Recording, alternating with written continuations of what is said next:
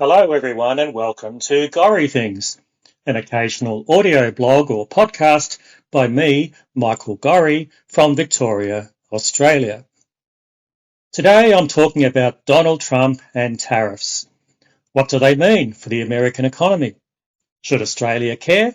And should we adopt similar policies? I don't necessarily have all the answers, but it's an important conversation to have. I'll start with a couple of disclaimers. Firstly, I'm not a supporter of President Trump, and if I had the opportunity to vote for him, I wouldn't. Also, I'm not an economist nor an academic. I have an interest in Australian politics and history, and as a former journalist, I follow current events around the world. That's me, Michael Gorry, and now for Gory Things. Donald Trump is not a conservative. Let's be clear about that. Political conservatism is defined as a cultural, social and political philosophy that emphasises the preservation of traditional institutions, customs and values. Trump is a radical disruptor, not a conservative.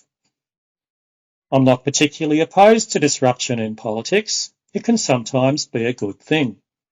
But in my opinion, Trump has overstepped the mark by picking fights with allies, which he had no clear mandate to do, slashing essential government services, and his cruel and vindictive treatment of many people.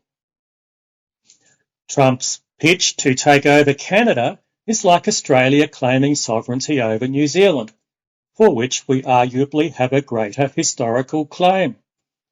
Trump's audacious bid to bully Denmark into selling Greenland is like Australia blockading New Caledonia until the French hand it over. As for tariffs, the jury is out on whether these are going to be good or not for typical Americans. Economists typically say that tariffs lead to higher consumer costs and inflation. Certainly, if you look at the recent history of free trade in Australia, consumers have benefited from cheaper products like clothing, vehicles and electrical items compared with manufacturing them here. Free trade has also benefited our primary producers by opening up markets where their cheaper cost of production competes favourably against domestic production in other countries, such as dairy into Europe, lamb into America and wine across the globe. The downside of free trade is that a nation inevitably surrenders some or all of its capability in areas where they can't compete commercially with cheaper overseas production. For Australia, that's why we no longer mass produce things like textiles and automobiles. Another downside risk is that by depleting capability in manufacturing, we're exposed if a new war breaks out in our region. Australia ramped up manufacturing quickly in World War II, it's less likely we could do the same today. It's why governments have been keen to maintain defence manufacturing in Australia. It's why we required France to build submarines here. We've now outsourced the submarines to the United States while paying compensation to the French. Go figure. Another area of defence vulnerability is fuel refining. We currently have just 2 major refineries which only meet half our needs. Therefore, it's fair to say that protectionism ensures a more diversified industrial base than free trade policies and strengthens a nation's defence capability. I've been personally impacted by how Donald Trump's tariffs have rattled world markets, seeing my superannuation nest egg diminish by 10% in just 2 months. I've seen some commentary out of the United States from people who support Trump. There will be short-term pain for longer-term gain. From an American perspective, I think that's probably true, and we should know if it works for them within 2 years. If higher consumer costs are offset by massive jobs growth in manufacturing, blue-collar Americans might be better off, not just the oligarchs. The argument between free trade and protection was fierce in Australia from the 1870s to the 1980s, over 100 years, It was one of the defining issues when we federated in 1901. Before that time, tariffs existed between colonies. Victoria was generally an advocate for protection to safeguard manufacturing, while New South Wales leaned more towards free trade because of its stronger agricultural base. The first two Prime Ministers of Australia were protectionists, Edmund Barton and Alfred Deakin, although Deakin flipped from originally holding the opposite view. Incidentally, I've been reading his biography recently, and he was a fascinating and much underrated leader who sadly died too young. That's another story. Our third Prime Minister and the first Labor PM, Chris Watson, supported protectionism and the White Australia policy of the first two governments.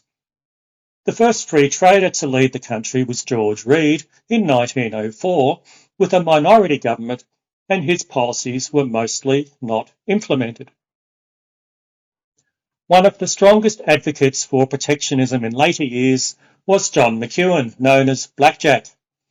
He was the Country Party leader from 1958 to 1971, Deputy Prime Minister and Minister for Trade, also briefly Prime Minister after the disappearance of Harold Holt, presumed drowned. McEwen deftly supported free trade for Australian agriculture while seeking to protect manufacturing.